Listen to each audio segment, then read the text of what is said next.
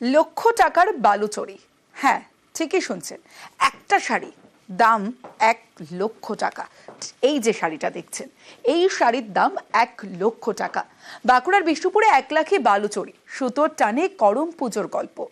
20 জন শিল্পীর 2 মাসের কীর্তি।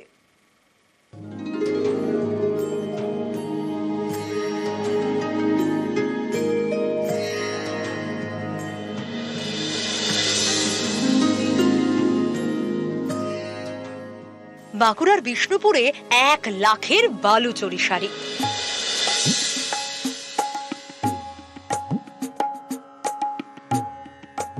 একের উপর আর এক সুতো, নানা রঙের সুতোর বন্ধুত্ব, বালুচরির গায়ে বহু গল্প।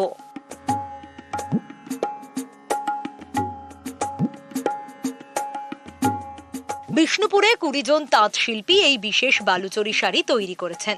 সময় লেগেছে 2 মাস, দাম 1 লক্ষ টাকা।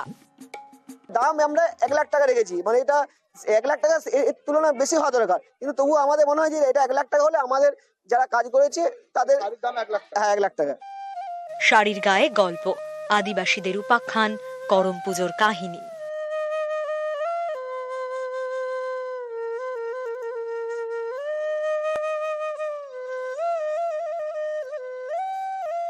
পুরো সিল্কের উপরে কাজটা হয়েছে, পিওর সিল্ক দিয়ে তৈরি হয়েছে, আর 3টে মিনা আছে।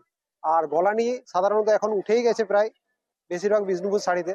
তো এখানে কি হচ্ছে, এখানে পুরোটাই গলিয়ে কাজটা হচ্ছে।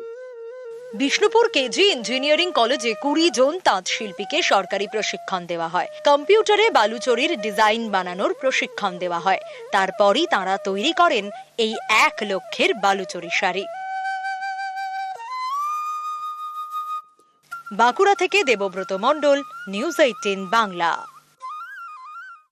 মহিষাদলে সরকারি হাসপাতালে স্বাস্থ্য পরীক্ষার বেসরকারি ইউনিট, টাকা নিয়ে করা হচ্ছে মেডিকেল টেস্ট।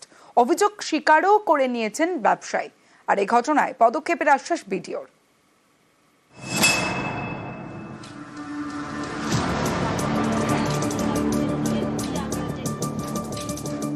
এটা সরকারি হাসপাতাল, বিনা খরচে রোগীদের স্বাস্থ্য পরীক্ষা করা হয়। এমন একটি হাসপাতালে বেআইনি কারবার, খোলা হয়েছে বেসরকারি ইউনিট, চলছে টাকার বিনিময়ে স্বাস্থ্য পরীক্ষা। পূর্ব মেদিনীপুরের মহিষাদল, এখানেই বাসুলিয়া গ্রামীণ হাসপাতাল।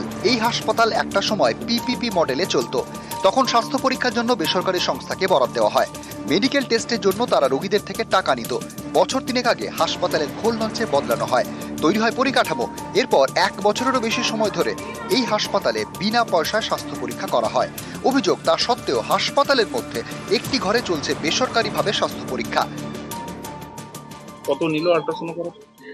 350, মানে ছবি নিতে 350 টাকা নিয়েছে, নাহলে সব বিনা পয়সাতে। কারা নিচ্ছে? মোট ওইখানে যে যেখানে রক্ত রিপোর্ট করছে, ওইখানে যে আলট্রাসাউন্ড করে সেইখানে নিচ্ছে। এইখানে রক্ত রিপোর্টে এইখানে 130 টাকা নিচ্ছে।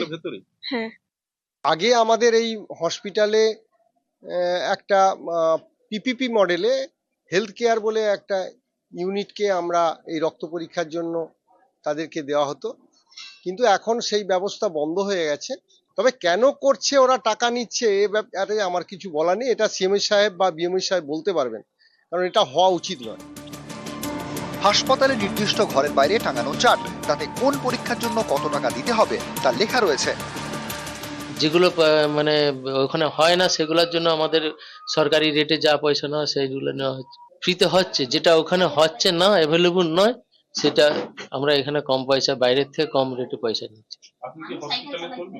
না, আমার হসপিটাল, আমরা পিপিপি মডেলের কর্মী। আমাদের স্বাস্থ্য ভবন থেকে আগে পিপিপি মডেল থেকে বসিয়েছিল, এখন হচ্ছে যে বিএমএইচ এর সঙ্গে কন্ট্যাক্ট হয়। এটা হেলথ দপ্তর দেখে, বিএমও সাহেবই দেখেন। এটা আগে পিপিপি মডেলে ছিল, এটা হওয়ার পরে এটা থাকার বাঞ্ছনীয় নয়, ফ্রি অফ কস্ট। যারা পেশেন্ট তারা এই সমস্ত পরীক্ষা পরিচালনা করবে শুনলাম। আমি দেখছি বিএমও সাহেবের সঙ্গে কথা বলে কি চলছে। গোটা বিষয়টি নিয়ে অভিযোগ করছেন রোগীরা, এলাকার মানুষ এবং স্বাস্থ্য কর্মাধ্যক্ষ। বিষয়টি নিয়ে পদক্ষেপ নিক জেলা প্রশাসন, এমনটাই চাইছেন সকলে। মহিষাদল থেকে ক্যামেরায় সন্দীপ গুড়িয়ার সঙ্গে সুধীর ভৌমিক, নিউজ 18 বাংলা। এবার দেখাবো জলপাইগুড়িতে যমুনা পাড়ে ভাঙন। আতঙ্কে নদী পাড়ের বাসিন্দারা। মুর্শিদাবাদের রঘুনাথগঞ্জে আবার ভাগীরথীর পাড়ে ধস, আর এর জেরে প্রায় 200 মিটার রাস্তায় ফাটল। এই পথে গাড়ি চলাচল বন্ধ করেছে প্রশাসন। একটু একটু করে নামছে ধস। আতঙ্ক বাড়ছে যমুনা পারে।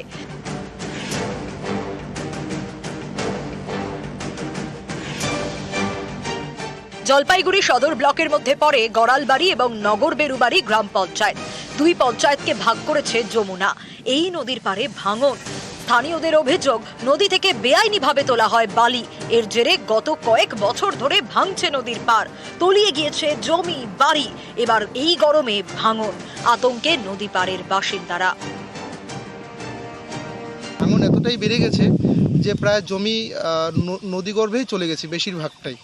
ঠিকই এই নদীর পাশেই বেশ কিছু বসতবাড়িও রয়েছে এবং কি আমার নিজের বসতবাড়িও রয়েছে। ভাঙতে ভাঙতে এতটাই কাছে এসছে যে আমার নদী থেকে আমার বাড়ির দূরত্ব প্রায় 10 থেকে 15 মিটার। চা বাগান চলে যাচ্ছে নদীগর্ভে, বাঁশ বাগান চলে যাচ্ছে এবং আবাদি জমিও চলে যাচ্ছে। আর সব থেকে বড় কথা, আমাদের এখানে এই বারুণী মেলার মন্দিরের একদম মাঠের মধ্যেই প্রবেশ করছে নদী। যে কোনো মুহূর্তে আমাদের এই মন্দিরকে নদীগর্ভে নিয়ে যাবে। যমুনা নদীর ব্যাপারে আমরা সেচ দপ্তরে যেটা আলোচনা করবো, দেখি যদি কিছু করা যায় আমরা অবশ্যই। মুর্শিদাবাদের রঘুনাথগঞ্জ 1 নম্বর ব্লকের বৈকুণ্ঠপুর গা ঘেঁষে বয়ে গিয়েছে ভাগীরথী। এই নদীর পাড়ে আবারও ভাঙন। এর জেরে নদীর পাড়ে রাস্তায় চওড়া ফাটল। প্রায় 200 মিটার রাস্তা ফেটে চৌচির। বিপদ এড়াতে এ পথে গাড়ি চলাচল আপাতত বন্ধ রাখার নির্দেশ দিয়েছে প্রশাসন। ধসের জেরে আতঙ্কে নদী পাড়ের বাসিন্দারা। ব্রিজ লাগবে প্রত্যেকবারে 6 মাস অন্তর, 1 বছর অন্তর, 2 বছর অন্তর এই জিনিসটা রাস্তা করছে, থাকে না, 2 দিন পর ভেঙে গেছে। আর টাকা আসছে সব নেতা মন্ত্রীরা খেয়ে নিচ্ছে। কি করলে পরে টাকা দিয়ে থাকলে পরে এগুলো হয় না, বা হতে পারে না। শিডিউল অনুযায়ী কি কাজ হয়েছে? শিডিউল দেখেছিলেন? কোনোদিনই কাজ হয় না। বাড়ি ঘরের যা পরিস্থিতি, বাড়ি ঘরের ওই সবাই ভয়াবহ একটা আতঙ্কের মধ্যে আছে, আতঙ্কে কাটাচ্ছে। নিউজ 18 বাংলা। এবার বিবাগী গন্ডারের গল্প শোনাই আপনাদের। দেখুন, ডায়না নদীর চরে বিবাগী গন্ডার একাকী ঘুরে বেড়াচ্ছে। কারণ কি জানেন? কারণ সঙ্গিনীকে পেতে লড়াই, আর সেই লড়াইয়ে হার। প্রেমে ব্যথা নিয়ে গরুমারা জাতীয় উদ্যান থেকে ডায়না নদীর চরে এভাবেই একাকী ঘুরে বেড়াচ্ছে বিবাগী গন্ডার। তাকে একা একা ঘোরাফেরা করতে দেখে অনুমান পরিবেশ প্রেমীদের। গন্ডারকে জঙ্গলে ফেরানোর চেষ্টা বন দফতরের।